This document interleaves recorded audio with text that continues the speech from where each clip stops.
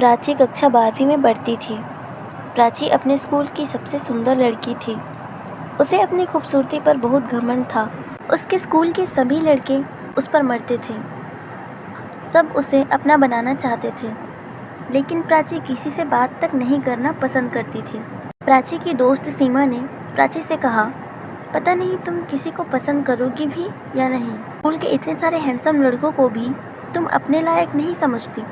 लगता है तुम्हारे पास दिल ही नहीं है, तभी तुम किसी को पसंद नहीं करती।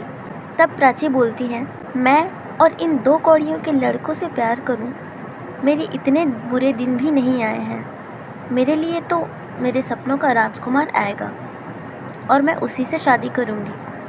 तभी स्कूल की छुट्टी हो जाती है और प्राची अपने घर पहुंचती है। घर जाते ही वो देखती है कि उसके घर के सामने काफ़ी भीड़ होती है। वो ये सब देखकर चौंक जाती है। जैसे ही वो घर के अंदर जाती है तो उसने देखा उसकी माँ ज़ोर ज़ोर से रोने लगी। तभी उसके सामने प्राची के पिता की लाश पड़ी होती है। प्राची ये सब देखकर बेहोश हो जाती है। होश में आने पर वो खुद को दुल्हन के जोड़े में देखकर हैरान हो जाती है। उसने खुद को फूलों से सजी सेज पर पाया। उसे कुछ भी समझ नहीं आ रहा था। वो सोच रही थी कि ये सब क्या हो रहा है उसके साथ। वो तो अपने घर में थी, उसके पापा की लाश पड़ी थी। अचानक सब बदल गया।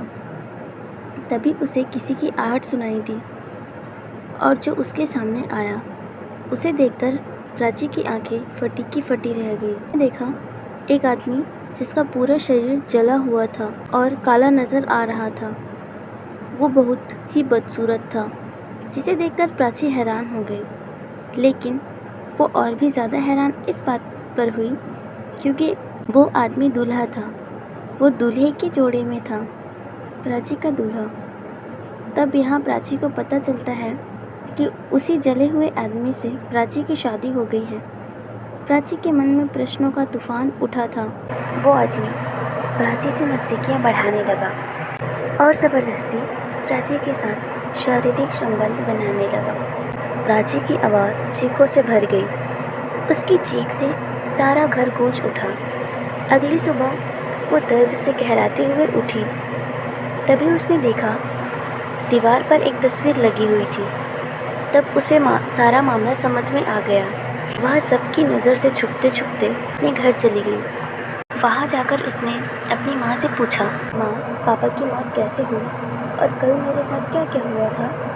उसकी माँ ने रोते हुए प्राची को बताया, लाला मनीराम से तुम्हारे पापा ने उधार लिया था, तुम्हें अच्छी पढ़ाई करा सके, लेकिन उधार सही समय में न चुकाने के कारण लाला ने तुम्हारे पापा को धमकी दी, अगर हमने उन्हें 24 घंटे में सारे पैसे वापस नहीं किए तो उसके बदले में हमें प्राची की शादी उसके बेटे राजन के साथ करानी होगी था, जिसका पूरा शरीर जला हुआ है। तेरे पापा ये सदमा बर्दाश्त नहीं कर पाए और उन्होंने फांसी लगा ली। और जब तुम बेहोश हुई तो लाला ने अपने बेटे से तुम्हारी शादी कर दी। मैंने उन्हें रोकने की बहुत कोशिश की, लेकिन उन्होंने मुझे भी बहुत मारा, तुम्हें ज़बरदस्ती उठाकर ले गए।